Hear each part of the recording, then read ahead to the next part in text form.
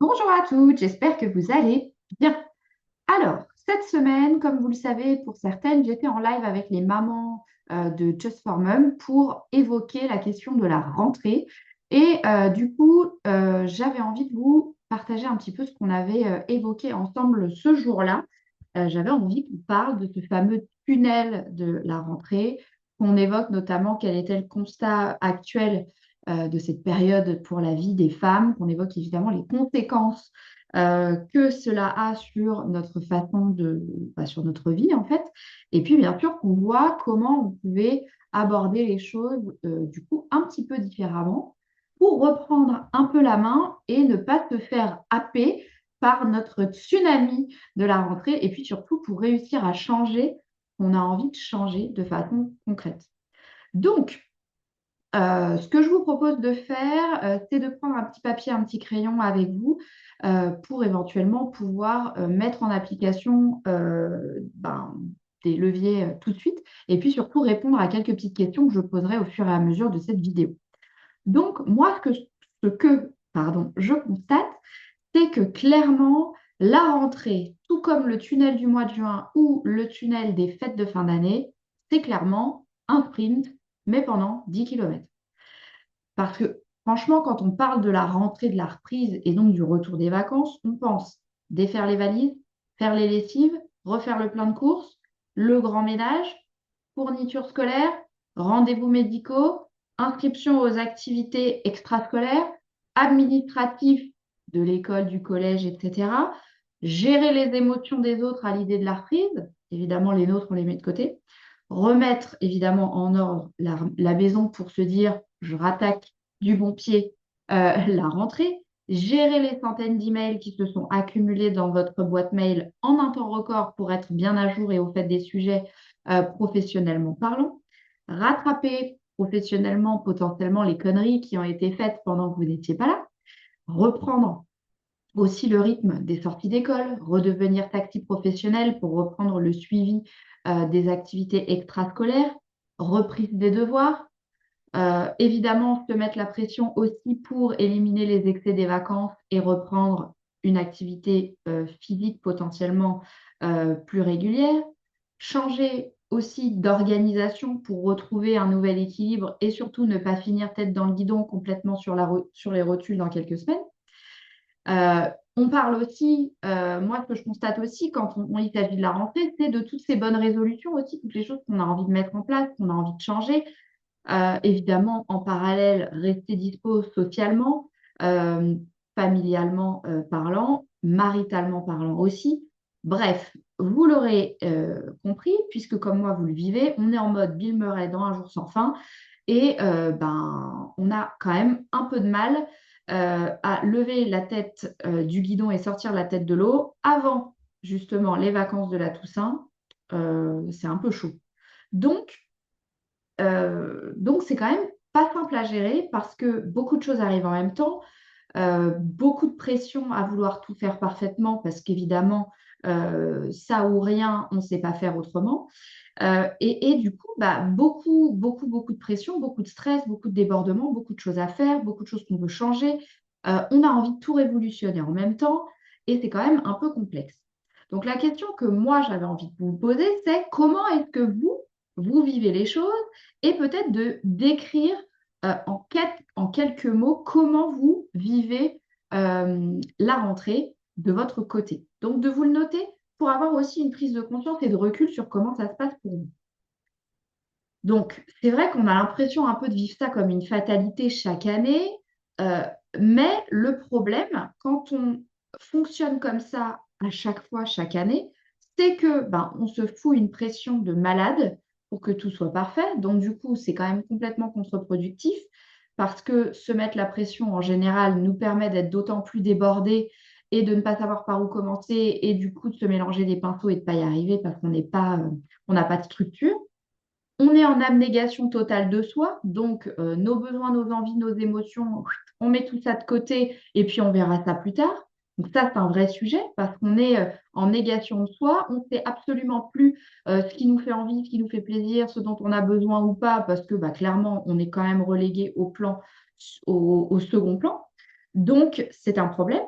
Et vu qu'on est justement dans cette abnégation totale de soi, ben, on n'a pas du tout dégagé de temps pour nous pour remonter notre niveau d'énergie. Du coup, ben, on est épuisé, on, on est dans le ressentiment, dans le renfermement sur soi, et ça crée des tensions dans nos relations avec les autres parce que ben, on a l'impression de tout devoir gérer de front et on ne se sent pas forcément soutenu, donc on va avoir tendance à créer potentiellement ben, un peu de tension. On est complètement débordé, les bénéfices des vacances s'envolent hyper vite, on vit un cocktail d'émotions évidemment détonnants et hyper contradictoires, et ben, évidemment tout ça fait que ben, la confiance qu'on a en soi de se dire je vais gérer, tu vas y arriver, t'inquiète, ça va le faire, ben, elle s'envole un peu. Du coup, notre estime de nous, ben, elle est fragilisée aussi. Euh, Potentiellement, notre sommeil va être agité et on va avoir tendance à faire diversion de tout cet inconfort par des plaisirs immédiats, notamment, je ne sais pas, ouvrir le frigo, scroller sur Insta, ouvrir Netflix ou autres pépites du genre, ou surconsommer, etc.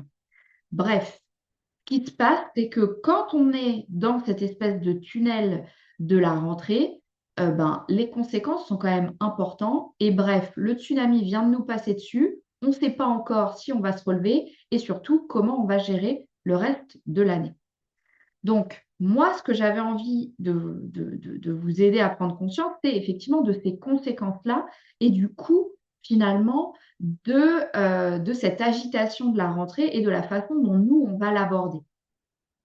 Et j'avais envie de vous demander aussi de rédiger euh, sur votre petit carnet ou papier que vous avez pris, c'est de choisir, de me dire quelles sont les émotions que vous ressentez quand vous vivez cette espèce de période complexe. Et de le noter pour, pareil, prendre conscience de ce à quoi ben, ça vous expose émotionnellement parlant. Alors, c'est pas grave, hein, les émotions, elles sont là pour être là, on en avait parlé, et il faut qu'il y ait un 50-50 de ce qu'on vit, mais on n'est pas obligé entre guillemets, de s'en rajouter une couche soi-même. D'accord? Donc, c'est bien de prendre conscience un petit peu de ce qui se passe pour nous pendant cette période pour pouvoir avoir la possibilité potentiellement de changer ça. Et du coup, comment on fait pour changer, bah, de changer la donne et de changer le scénario qui revient systématiquement chaque année? Et de l'aborder du coup bah, avec un peu moins de stress, un peu moins de pression, et du coup bah, de se sentir un peu plus aux manettes de ce qu'on fait plutôt que de subir le rouleau compresseur qui nous arrive droit dans la figure. Et j'avais plusieurs points que j'avais envie de vous évoquer justement pour essayer de vous aider à vivre ça autrement. Le premier point, c'est que la rentrée n'est qu'une date sur un calendrier. Elle n'a pas besoin d'être parfaite. De toute façon, elle aura lieu quoi qu'il arrive. Et on peut choisir de prendre du recul. D'accord? Il y a des tas de pays où la rentrée n'est pas un sujet. Chez nous, c'est une espèce de, de tsunami ou de chambardement pas possible, qui n'est pas le cas ailleurs. C'est juste une date où les enfants rentrent à l'école. Point. Où on reprend le travail. Point. Donc, rappelez-vous que fait est mieux que parfait. C'est pas grave si vous n'avez pas les 18 tubes de colle. C'est pas grave si vous avez oublié le cahier 21-29-7 avec la page pour faire les dessins et pour écrire les poésies. C'est pas grave. C'est pas grave non plus si vous n'avez pas déjà fait la préinscription de votre enfant à son sport. Eh ben, il sera inscrit à la rentrée. C'est pas grave. D'accord? C'est pas grave si la maison n'est pas parfaite. Fait est mieux que parfait et vous n'êtes pas non plus obligé de faire tout seul. Et ça, c'est toute seule, pardon. Et ça, c'est mon deuxième point. C'est OK déjà si tout n'est pas fait, d'accord? Des parents qui oublient des trucs à la rentrée, il y en a plein. Et c'est OK. Et même si parfois on les juge un peu, peut-être que eux, ils ont raison parce qu'ils se font un petit peu moins du mal à eux-mêmes. Et on a le droit de déléguer, d'accord? Ça ne dit rien de vous en tant que femme, en tant que mère, en tant que professionnelle, si vous déléguez, d'accord?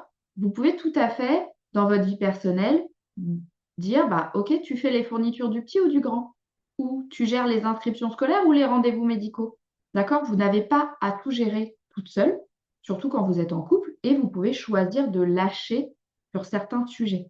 Et la question que je vous pose, c'est qu'est-ce que vous pouvez choisir de lâcher aujourd'hui? Qu'est-ce que vous pouvez choisir de déléguer dès maintenant pour vous rendre la vie un peu plus facile dans cette période? Le troisième point, c'est que la rentrée est un 50-50 d'émotions, comme le reste du quotidien. On en a parlé. C'est normal qu'il y ait ce mélange d'émotions confortables et inconfortables, et c'est OK, d'accord? Et pensez à se le rappeler de temps en temps que c'est normal qu'il y ait des moments où on ne se sente pas bien dans cette période.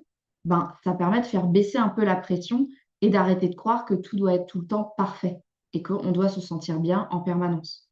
D'accord? C'est normal, il y a beaucoup de choses à gérer, il y a de l'inconfort, c'est OK, d'accord? Ça fait partie du quotidien d'être dans le 50-50. Quatrième point, vous pouvez accomplir beaucoup de choses et avoir du temps pour vous avec une bonne organisation. Commencez par mettre en place un système. Moi, j'utilise la planification et je l'enseigne en général.